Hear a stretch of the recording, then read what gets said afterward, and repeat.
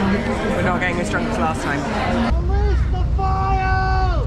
We kick off our day in DC with a trip to the Library of Congress. This is free to get in, you just need to reserve a ticket online.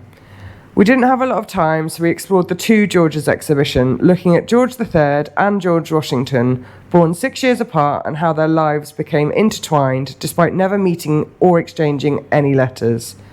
The exhibition tells the story of each individual through their own correspondence, stripping away myth of the Mad King or the cherry tree, looking how each struggled with power, money, and other similar battles until the culmination of the American Revolution. Next, we checked out the Thomas Jefferson Library.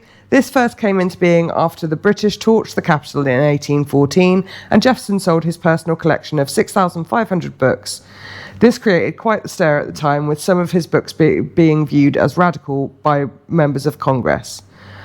Unfortunately, this was largely lost to another fire in 1851, with the display now showing what's left of the original collection and replicas to replace the damaged and lost books. Next, we headed over to the Capitol building. Again, it's free entry. This is home to both the House and the Senate, which we hoped would be the central theme of the tour, but it's more about the history of the building, statues, and the rotunda.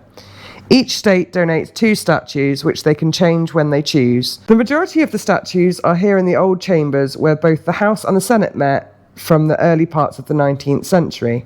This is where we started to become a little underwhelmed by Washington, D.C. Maybe it's us being not American, but there's very little on the politics or much hustle and bustle to the city.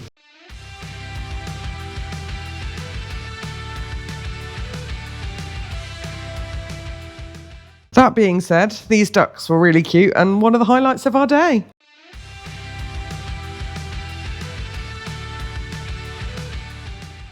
The next stop on our tour was to see if Donald was at home at the White House. Again, this was slightly underwhelming. I think we were expecting something more awe-inspiring and maybe more protesters. We were more impressed by the house next door. Definitely more impressive than the White House so far. Much rather live there, it's way cooler. It looks like a ship.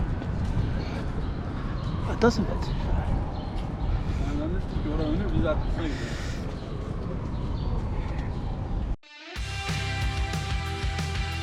The planned final stop of our day was the Post Office Tower.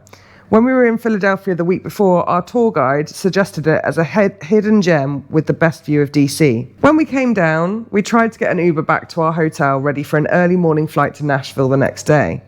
But all of our Ubers cancelled on us. As you can see, we were very confused, but it quickly became apparent the man in the big white house wanted to drive 2 blocks and needed the road to be shut down. In reality, it was pretty cool to see the motorcade, and this guy kept on screaming about some files.